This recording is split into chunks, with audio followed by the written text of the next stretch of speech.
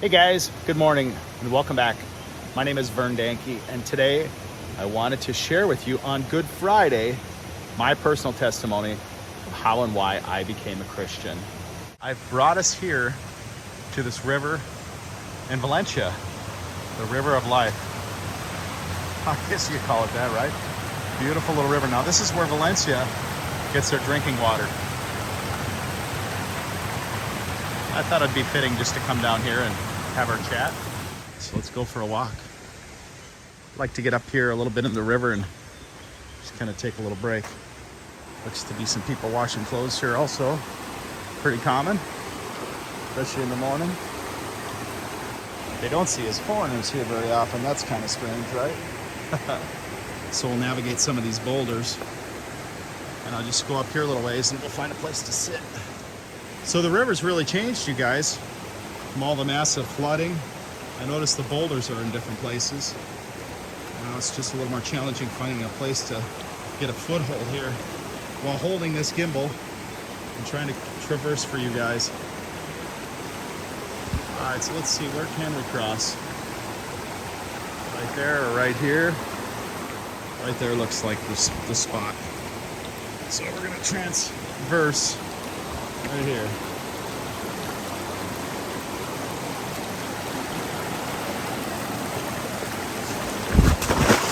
Well, looks like we ate the river. Alright, well, I guess it doesn't matter if we get wet now. Well, I fell in the river. Now I hope my drone didn't get wet. It's kind of the key. I guess it doesn't matter if my feet get wet now. Crap. Just trying to find an easy way to cross here, but I'm not seeing it. Not seeing it. That rock moved when I stepped on it. All right, I got to put this away and then figure this out. All right, we got to cross. That was a pain in the butt. Look at that. Isn't that nice? Things have really changed since I've been here last. There's been a lot of water coming down through here. Things moved all over the place. Don't recognize it down here anymore. All right, so here's my story, you guys. Now, when I was young, it was like 4 or 5. My parents either separated or divorced, and my mom had us kids for a little while. Now, they were just kids themselves because my mom was like 17 when she had my sister, and then 9 months later she had me, and then my dad was in his early 20s, like 22, so they were just kids. Now, they were really both from very broken families. They both had their own really tough issues that they didn't really deal with in their young age. My mom suffered from depression. My dad had an abusive, alcoholic stepfather that was not a good guy. He was not good at all. And he put my father down every chance he could. So my dad was pretty much a self-medicating extrovert. He would just kind of hide away and do his own thing. So there was a time when my parents were separated and my mom met another guy. I don't know if he was like a stepfather or what, but he was very abusive to my sister and I. My sister ended up getting thrown down the stairs. She had bruises. And I remember the guy was upset that we were crying and he put my head in the toilet to try to get me to shut up. Now, I was 5. I don't have very many memories of it, but that was some of my early experiences. And because of that, my mom lost custody of us kids and we went to live with my broken father. So out of one bad situation into another very bad situation. So, you know, we were kind of not starting out with a lot. So I tell you these things not to put my parents down, but to give you some context from which my early life began. Let's see if I can sit down right here. My father ended up getting custody of my sister and I. His mom insisted that he'd take us and raise us because we couldn't be in that situation that we were in. So we went to live with my dad in South Minneapolis, and he got his first computer programmer job working for a place called PV, P-E-A-V-E-Y, if I remember right. And at that time, he was probably doing okay. So we ended up getting a house not far from Minnehaha Falls, where we started out. And it was just my sister, me, and my father. My father was basically a hippie back in the day. He was a partier. So he used to get high, used to drink beer, smoke cigarettes, and he was selfish. He was He was very selfish. He was very self-centered. He believed that he was the center of his universe, and he didn't believe in God. He was a devout atheist. He believed in the Big Bang Theory and that everything just happened by accident. And that was his core. That was his foundation. So maybe by not having his own father figure, because his father took off before he was born, maybe that jaded his experience to believe that there must not be anything. But in any event, he was very broken, and he was always self-medicating. I don't know what demons he had in his head that he was fighting, but he was always high. You know, especially, well, he did confide that he didn't get high until he came home, but I tell you what, he was high all the time when he came home. You know, if he had weed or whatever, he was high. He was growing pot in our basement, and I remember his friend came over and they were doing crystal, crank. That was the early form of meth. And they had that far back in the 70s that I knew of, and I don't know when he started, but he was into it. And he lost all his teeth by the time he was 30. So he was pretty deep into it. Now, to my father's credit, he was good at providing shelter and food. We never went without. We always had enough. There wasn't any time that I could remember ever going hungry. But as far as it comes to love, care, it was almost non-existent. I do remember a couple times getting a hug, getting a kiss. It did happen, but not like what I needed. I needed somebody to invest themselves into me as a child. And he just didn't know how to do it. I didn't get any of that. So I felt extremely lonely. I felt like there was a darkness in our house. I felt like everything was void and empty.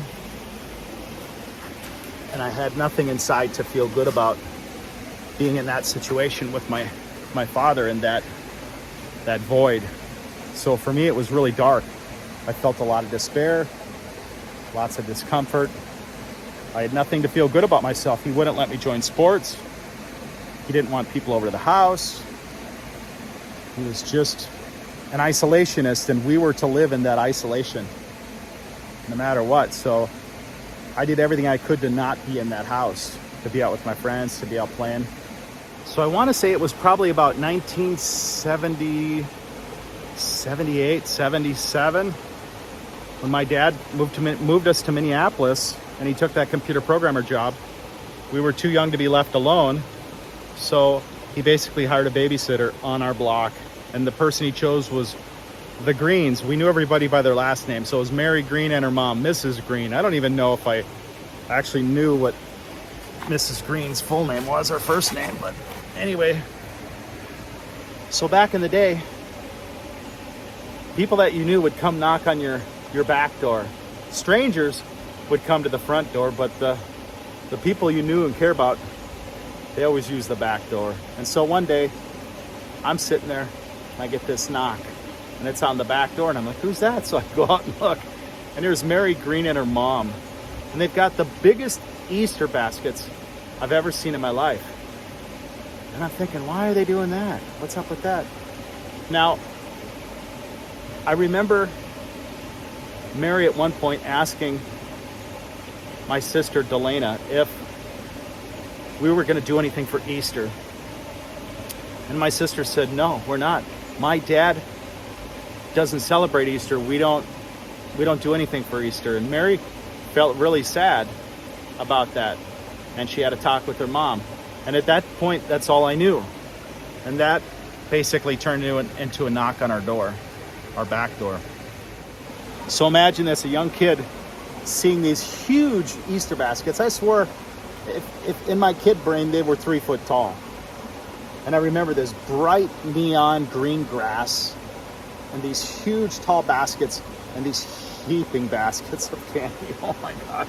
They had the big chocolate Easter bunnies, the little chocolate Easter bunnies, the chocolate Easter eggs. It was like, oh my God, I died and went to chocolate heaven. I died and went to chocolate heaven. I love chocolate, you guys. Since I was a kid, I've always loved chocolate. And to see these baskets, I'm like, wow, what's this all about, you know?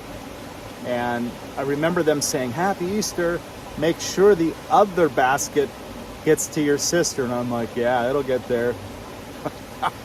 So there I am by myself with these 2 Easter baskets, loaded with candy as I closed the door behind, and I'm like, all right, I better give the other to my sister. So I set it on her bed, and I began to start chomping on these monster chocolate bunnies. It was pretty epic, you guys. Now, also inside these baskets were these 2 books. And I didn't think much about it. It said Good News Bible on it. I didn't think anything of it, really. I just said, oh, we got a book. So after all the chocolate, I'm seeing this book, and I'm like kind of opening it, trying to read a little bit of it with my limited vocabulary, limited reading skills that I had. And I remember it was like it was kind of talking to me. And it talked about God, and it talked about man.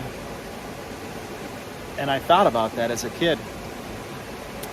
And what happened was, in my complete darkness, a spark happened. And it connected in my heart that there was more to this life than just all this darkness, all this black emptiness. And as time went by, I tried to get a little bit more out of it, but I didn't really just digest it. I just took a little bit at a time. We got the locals coming on. Hello. Let's see how he navigates. He'll just go through it. There you go. So over time, by reading that book and thinking about that kind gift that I had, I cried out to God, and I said, God, if you're real, show yourself to me and get me out of here. Take me away from this hell, this emptiness, this darkness. And over time, it happened. And I can't say it in a way that you're going to be easily convinced. But when you get on your knees and you ask God into your life, something will change. There will be like a knowing. The Holy Spirit will come and teach you, talk with you, minister to you. And that's about the best way that I can describe it. My life out of the darkness began at that moment, from that kind love gift. Now, after high school, I ended up moving all around Minnesota. And I always wanted to stop back and thank Mary and her mom. And so I made several attempts visiting their house, and nobody was home each time. And then the third time, somebody was there. And it was her mom, and they still lived there. And I'm like, oh my God. And I had to tell her, I said, look, what you guys did for me changed my life.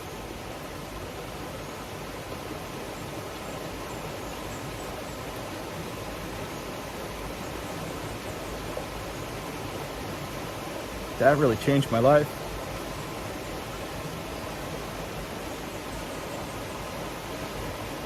Because I had nothing. I had less than nothing. Growing up with a father that had nothing, that didn't know how to give love. And I thought that would be my future, you guys. I thought that's all I would ever have, is that nothing. And so I told her that story, and she said, you know what? She says, let me tell you something. She said, when Mary asked her mom if we were going to do anything for Easter, my sister told her, no, we're not. My dad doesn't celebrate Easter. And Mary said, Mom, I want them to have my basket, my Easter candy. And so Mary was like 10 or 12 years old. And her mom was so touched, she went out and bought 2 more baskets, one for my sister and one for me. You know, and my mom and Mrs. Green always said, you know, we were always worried about you kids. We didn't know what would ever happen to you or what would come about, because they knew my father wasn't right, you know. And just that little seed, that's all it took.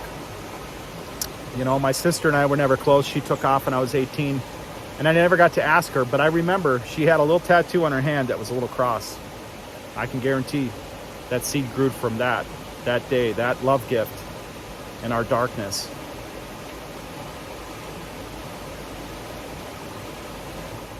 So every time come Easter time, I'm reminded of that special story. The time that saved my life, you guys. It saved my life. It changed me over time to be the man that I became. Now, I did a lot of bad things before I got my head screwed on straight. Not super bad, but bad enough that I wasn't walking a Christian walk. You know, I'm not a perfect Christian to this day. I had a friend tell me when I was a teenager, I think I was 19, he says, how